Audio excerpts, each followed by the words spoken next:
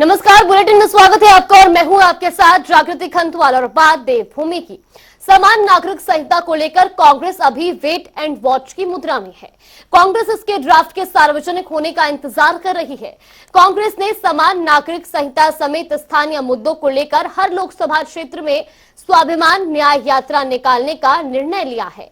कांग्रेस का कहना है कि बीजेपी समान नागरिक संहिता का विषय अच्छे विचार से नहीं ला रही है। तो वहीं बीजेपी प्रदेश प्रवक्ता वीरेंद्र सिंह बिष्ट का कहना है कि सरकार के जरिए जनहित के मुद्दों पर लगातार काम किया जा रहा है और कांग्रेस इन मुद्दों का विरोध कर रही है। देखिए, प्रदेश की 5 लोकसभा क्षेत्रों में कांग्रेस पार्टी स्वाभिमान सम्मान यात्रा निकाल रही है और यात्रा के प्रथम चरण की शुरुआत पौड़ी लोकसभा से होगी, जो 17 से 22 तारीख तक होगी। और इस यात्रा में हम बेटी अंकिता भंडारी को न्याय के लिए जो जनता की मांग है, वीआईपी का नाम उजागर करने की जो मातृशक्ति की मांग है, उसको लेकर के जनता के बीच जाएंगे। और जो अग्निवीर योजना लेकर के केंद्र सरकार आई है, जिससे राज्य के सेना में जाने वाले नौजवानों के सपने धूल दूषित हुए हैं, राज्य का बेरोजगार इस योजना का लगातार विरोध कर रहा है, उसको भी हम जनता के जन जन तक पहुंचाने का इस यात्रा के माध्यम से काम करेंगे। और सरकार की जो विफलताएं हैं, बेरोजगारों पर लाठीचार्ज का मुद्दा है, या तमाम केंद्र सरकार द्वारा राज्य के बजट में कुछ कटौती का मुद्दा है, विकास राज्य में धरातल पर नहीं दिखाई दे रहे हैं, सभी ज्वलंत मुद्दों को लेकर कांग्रेस पार्टी जनता के बीच जाएगी। और ये यात्रा 5 चरणों में होगी। शुरुआत पौड़ी लोकसभा से हो रही है। देखिए, कांग्रेस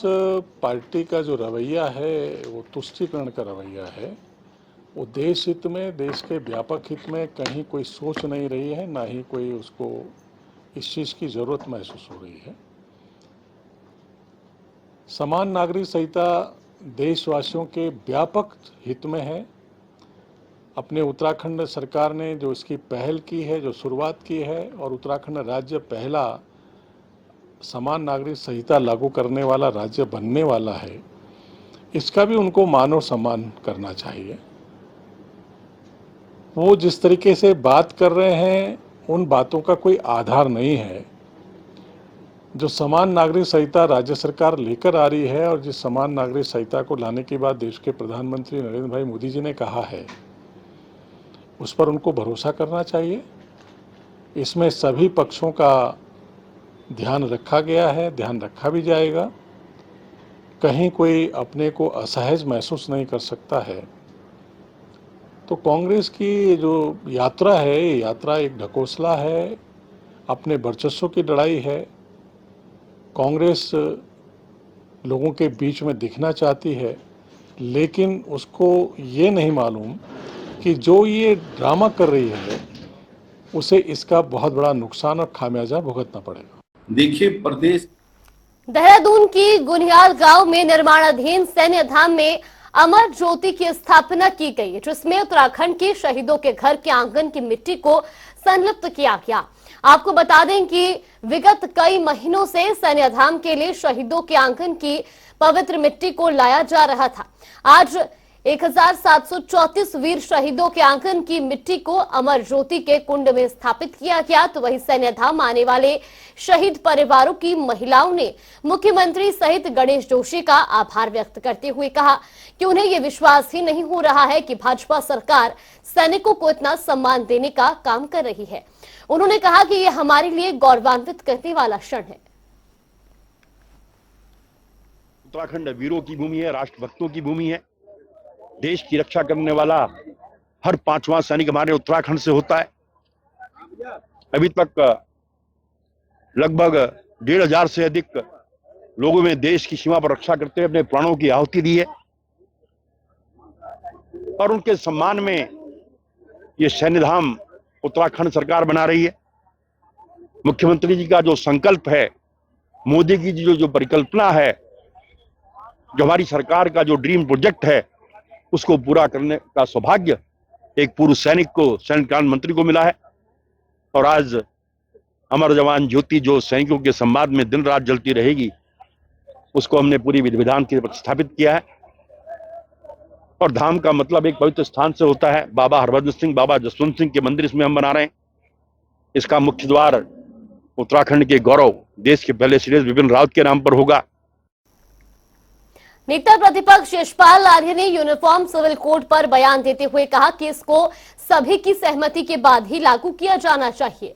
उत्तराखंड में कई प्रकार की जातियां, उपजातियां हैं, उनकी अपनी अलग संस्कृति होती है। उन्होंने कहा कि यूनिफॉर्म सिविल कोड लागू करने के लिए सभी बुद्धिजीवियों की राय भी लेनी चाहिए।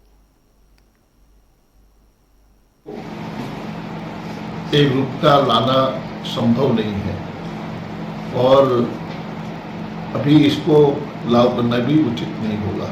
ये कहा गया विधि आयोग की रिपोर्ट में जाहिर है। तो हमारा मानना है कि उत्तराखंड में भी कई जातियां हैं, जनजातियां हैं, पिछड़ी जातियां हैं, थारू हैं, बुक्सा है और भूटियाज है, जोहार हैं। उनकी अपनी परंपरा है, उनकी अपनी मान्यताएं हैं, विशेषताएं हैं, उनकी अपनी संस्कृति है। उत्तराखंड में कावड़ यात्रा को लेकर तैयारियां पूरी कर ली गई हैं। जुलाई महीने से कावड़ यात्रा शुरू हो गई है, जिसमें लगभग 4 करोड़ कावड़ यात्रियों के देवभूमि आने का अनुमान है। कावड़ यात्रा को लेकर सरकार जरूरी इंतजाम दुरुस्त करने में लगी है। सीएम पुष्कर सिंह धामी लगातार कावड़ यात्रा को लेकर तैयारियों पर नजर बनाए हुए हैं। कावड़ को लेकर पुलिस ने ट्रैफिक प्लान भी तैयार कर लिया है।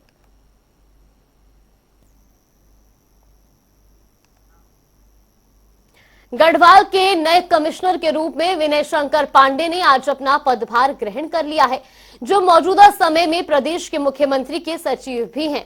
पदभार ग्रहण करने के बाद उन्होंने मीडिया से बातचीत करते हुए कहा कि उनकी पहली प्राथमिकता प्रदेश में चल रही चारधाम यात्रा और कल से शुरू होने वाली कावड़ यात्रा है। उन्होंने कहा कि इसके साथ बरसात का मौसम चल रहा है, तो कोई भी राजमार्ग बंद ना हो, ये मुख्य प्राथमिकता रहेगी। और उन्होंने आगे बताया कि ऐसे मौसम में कहीं पर किसी को राशन और स्वास्थ्य संबंधी समस्या हो, उसका भी निदान करने के लिए प्राथमिकता तय की जाएगी।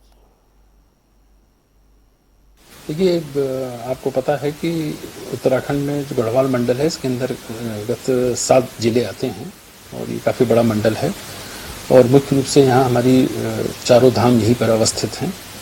तो सबसे महत्वपूर्ण कार्य तो ये है कि जो हमारी 4 धाम यात्रा चल रही है वो सुचारू रूप से चलती रहे और हमारे इस प्रदेश में आने वाले तीर्थयात्रियों को किसी भी प्रकार की दिक्कत का सामना न करना पड़े, ये मुख्य प्राथमिकताओं में से है। साथ ही साथ बारिश का भी मौसम आ गया है, तो आमतौर पर जब बारिश के दिनों में सड़कें बंद होने की शिकायतें आती हैं, लैंडस्लाइड की शिकायतें आती हैं। बागेश्वर में कपकोट तहसील से 80 किलोमीटर की दूरी पर पिंडर नदी की सहायक नदी शंभू नदी में पिछले साल की तरह मलबा आने से शंभू नदी का प्रवाह रुक गया है, जिस कारण 500 मीटर लंबाई की झील का निर्माण कुंवारी गांव तक हो गया था, जिसे सिंचाई विभाग के जरिए चैनलाइजेशन कार्य कराकर शंभू नदी के रुके हुए पानी के प्रभाव मार्ग को खोल दिया गया है। अधिशासी अभियंता सिंचाई कपकोट पान सिंह बिष्ट का कहना है कि वर्तमान में कुंवारी गांव के भूस्खलन से आया मलबा नदी के तल में लगभग 50 से 60 मीटर की लंबाई और 5 से 7 मीटर की ऊंचाई में जमा है। वर्तमान में पानी की निकासी नदी के बाएं क्षेत्र से खोल दिया गया है, तो वहीं वर्तमान में किसी प्रकार का खतरा नहीं है। इसमें जब पता पड़ा था, वैसे पहले से ही आ रखी है झील, गांव विस्थापित हो रहे, पहाड़ का वो हो रखा है, गांव भी पलायन है और थोड़ा बहुत पानी जमा हुआ था, वो चलता रहता है। ये तो ऐसे कोई नहीं होगा अफवाह थी। और हमारे जेई और स्टाफ गए थे 1 जुलाई को, तो देख के आए, नॉर्मल है, सब पानी निकल रहा है, कोई वैसी बात नहीं है। मैं फोटो और बाइट आपको अभी दे देता। तो खतरे की आशंका पहले थी, अब क्या स्थिति है? खतरे की कोई वैसे आशंका नॉर्मल ही है, वो पहले से ही चल रहा है 5-6 साल से ही, तो ऐसा कुछ नहीं है। मतलब पानी रुकता है और निकल जाता है? हाँ, निकल जाता है, बहुत बड़ा फ्लो है। मैं भी फोटो दे रहा हूँ, काफी अच्छा फ्लो हो रहा है। तो सर इसमें निगरानी रखी जाएगी पूरे? अभी हाँ, स्टाफ है वहाँ, प्रॉपर निगरानी है, तुरंत ही हम जाते हैं और हमारा स्टाफ भी वहीं पर है। तो वहीं रुद्रपुर के उधम सिंह नगर जिले के नवनियुक्त जिलाधिकारी उदय राज सिंह ने एपीजे अब्दुल कलाम सभागार में पत्रकारों से बातचीत की। इस दौरान उन्होंने कई सवालों के जवाब दिए। उन्होंने कहा कि मानसून को देखते हुए बारिश और जलभराव को लेकर तमाम इंतजाम किए जा रहे हैं, जिससे लोगों को परेशानियों का सामना न करना पड़े। तो वहीं इसके साथ ही उन्होंने अवैध खनन पर लगाम लगाने की भी बात कही। आप कह सकते हैं पाइप से बिछ गए लेकिन पानी अभी तक नहीं आ रहा। देखिए वो चर्चा मैंने अभी किया था कि देखिए काम तो चूंकि ये प्रेशर था कि साइमल्टेनियसली आप पाइप लाइन भी कर दीजिए, ट्यूबवेल भी बना दीजिए, ओवरहेड टैंक पर भी काम शुरू कर दीजिए, लेकिन एक साथ अगर ज़िले में, जिस ज़िले की कैपेसिटी ये थी कि 5-10 जिस मशीनों वाला ज़िला है जो बोर करती हैं, और एक साथ अगर 1000 जगह बोरिंग की बात आएगी तो निश्चित ही टाइम लगेगा, लेकिन अगले 4-5 महीने में आप देखिएगा कि ये सब चीज़ें कहने का मौका नहीं मिलेगा। देहरादून में जुड्डो लोहारी डैम के पास एक ट्रक खाई में गिरने से दुर्घटनाग्रस्त हो गया। बता दें कि सूचना मिलने पर मौके पर पहुंची एसडीआरएफ की टीम ने कार्रवाई करते हुए खाई से ट्रक चालक का शव बाहर निकालकर पोस्टमार्टम के लिए अस्पताल भेज दिया है।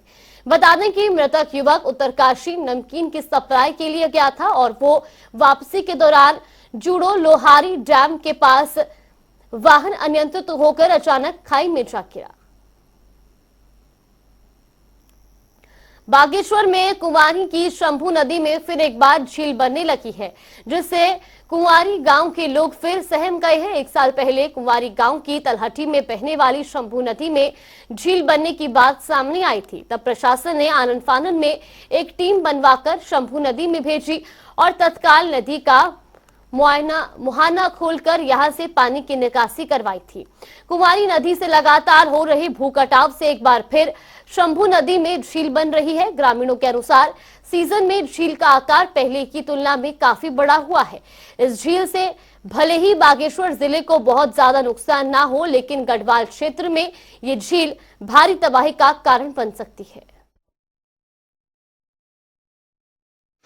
बरसात का मौसम आ गया है तो वो झील बढ़ती जा रही है। कुंवारी का जो रोड का पुल बन रहा है, अभी अपार्टमेंट बन रहे हैं, वहाँ के आसपास करीब वो झील पहुँचने वाली है और मुझे लगता है कि इस बार वो पुल से भी ऊपर चला जाएगा, जहाँ पर पुल का निर्माण हो रहा है, सड़क जो हमारी अभी बन रही है, तो उसमें उस झील का काम तत्काल रूप से अगर कर दिया जाए या पूरे एक टेक्निकल हिसाब से उसको पीछे ब्लॉक करके उसको दीवारें लगा दी जाए, फिर वो जो मलबा है ऊपर से रोक दिया जाए ताकि वो झील में डैम्प ना हो और वो पीछे को पानी ना भरे।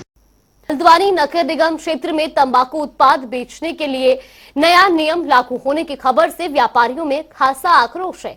बता दें कि तंबाकू उत्पाद बेचने वाले व्यापारियों ने कहा कि उन पर यह नियम जबरन लादा जा रहा है, जबकि वो अब तक नियमानुसार उत्पाद बेचते आ रहे हैं। ऐसे में अचानक निगम ने कानून लागू कर दिया। 15 दिन की मोहलत दी है और अकेले हल्द्वानी में इसे लागू किए जाने की बात उनके गले नहीं उतर रही। तो वहीं मेयर डॉक्टर जोगिंदर रौतेला ने कहा कि टॉफी, बिस्किट, चिप्स आदि बेचने वाली दुकानों में तंबाकू के उत्पाद नहीं बेचे जाने की बात गलत है। फिलहाल मेयर ने व्यापारियों को शांत करवाते हुए आश्वस्त किया कि अभी ऐसा कुछ भी लागू नहीं करवाया जाएगा।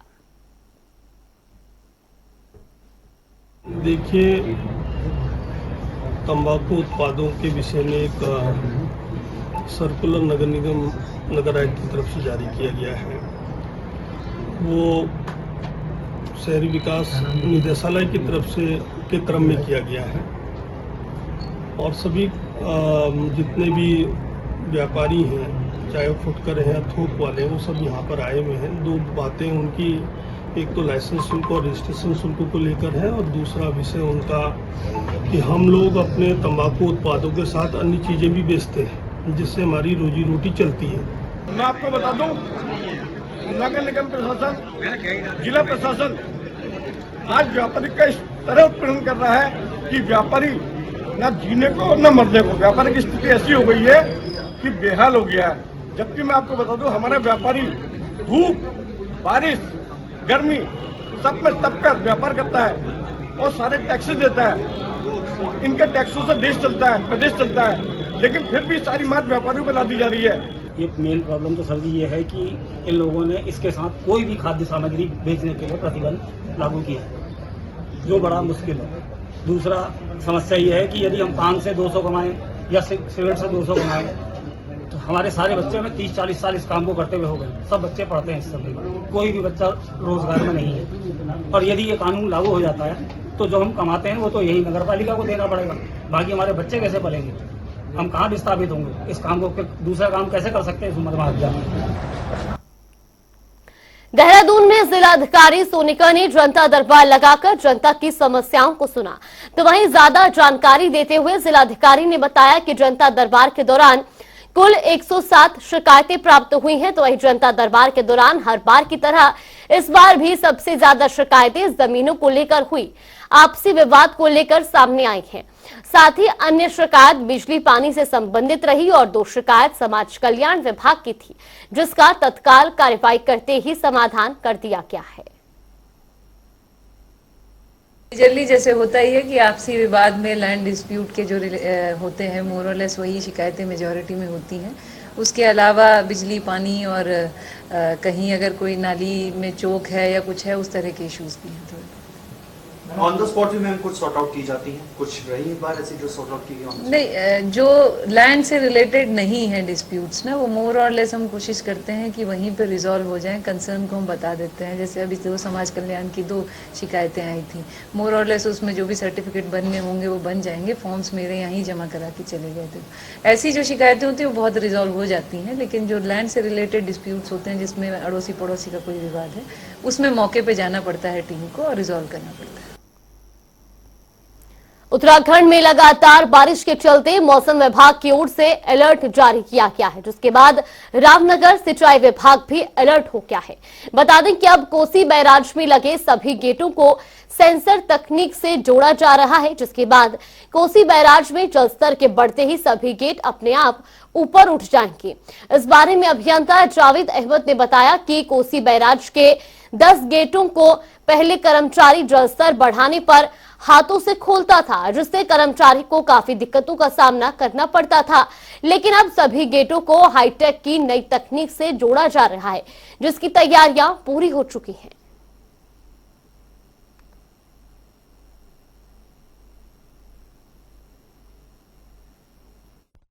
थ्योरी से मतलब चल रहा था, जो हमारा पुराना होता था, जैसे जनरेटर चलाएंगे और मोटर रोटेट करेगी, गेट उठेगा। लेकिन जो ऑटोमेशन का कार्य है मतलब प्रारंभ हो चुका है। मतलब 15 जुलाई तक उम्मीद ये है कि वो 15 जुलाई तक मतलब काम वो पूरा हो जाएगा। उसमें ये है, उस तकनीक में ये है, जैसे वाटर लेवल बढ़ता है तो सेंसर के माध्यम से गेट ऑटोमेटिक मतलब खुद ही उठ जाएगा जितना गेट उठना है। सपोज मान लो 30 सेंटीमीटर उठना है, 40 सेंटीमीटर उठना है, तो जितना लेवल बढ़ेगा उस हिसाब से गेट मतलब वो खुद ही उठ जाएगा ऑटोमेशन। बढ़ता थोड़ी कम हो जाएगी। पहले ये होता है कि मैनुअली मान लो लाइट चली गई तो मैनुअली जैसे गेट उठाना पड़ता था, तो उसमें बहुत टाइम लगता था। मान लो लाइट चली गई या जनरेटर फेल हो गया। लेकिन अब ऐसा है कि पहले से ही मतलब एक वार्निंग लेवल उन्होंने वहाँ लगाया, गर्जा में लगाया है, ताकि हमें पहले से पता लग जाए कि पानी मतलब वहाँ पे बढ़ रहा है तो यहाँ भी बढ़ेगा। तो हम उसमें मतलब हमें तैयारी करने का टाइम मिल जाता है। फिलहाल के लिए बस इतना ही। यहाँ पे रुकते एक छोटे से ब्रेक के लिए। ब्रेक के उस पार खबरों का सिलसिला लगातार जारी रहेगा।